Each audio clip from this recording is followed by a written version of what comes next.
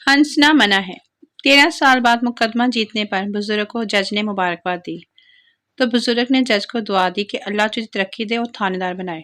جج تھانے دار سے بڑا ہوتا ہے۔ بزرگ بولے نہیں بیٹا، تھانے دار بڑا ہوتا ہے۔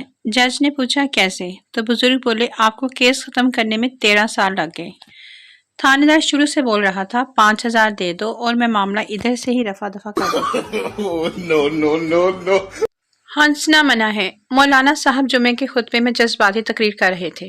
میری زندگی کے سب سے سہانے شب و روز جس عورت کے بازوں میں گزرے وہ عورت میری بیوی نہیں تھی۔ حاضرین کو سانپ سونگ گیا کہ مولانا کیا کہہ رہے ہیں؟ مولانا نے تجسس ختم کرتے ہوئے کہا گھبرائیے نہیں، وہ عورت میری ماں تھی۔ مسعود صاحب کو یہ بات بہت پر لطف لگی۔ سوچا کیوں نہ گھر جا کر اپنی بیوی کو بھی اس لطف میں شامل کر لیا جائے۔ سیدھا کچن میں گیا جہاں ان کی بیوی انڈے فرائی کر رہی تھی۔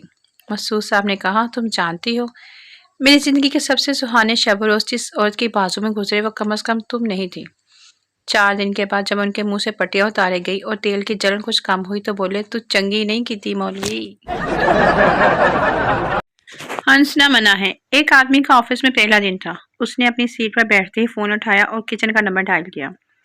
ہیلو چھوٹے، ایک چائے لے کر آؤ ملائی مار کے اور 100 پر ہاف رول جلدی۔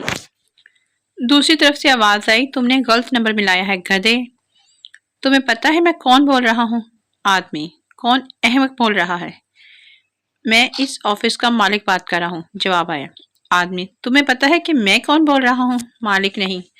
آدمی یا اللہ تیرا شکر ہے اور فون بند۔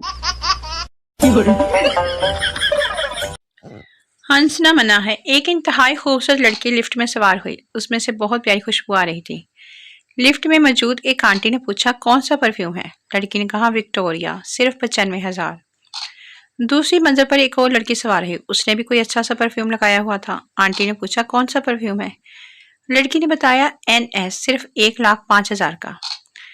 تیسری منزل پر اس آنٹی کو اترنا تھا۔ اترنے سے پہلے اس آنٹی نے ایک دھماکہ کیا اور کہا مولی، صرف 30 روپے کلو۔ ہنسنا منع ہے۔ لڑکیوں کی زندگی تب مشکل میں ہو جاتی ہے جب ساتھ والی آنٹی آ کر امی کو بتاتی ہے میرے گھر میں تو سارا کام میری بیٹی کرتی ہے۔ گرل بس کرو، اور کتنا کرو گے؟ رات کے 12 بجے سے کر رہی ہو، اب صبح ہو گئی ہو، تھکے نہیں کیا؟ بوائے یہ تو کچھ نہیں، اب میں تو دن رات کروں گا کیونکہ مجھے 3,000 SMS فری ملے ہیں۔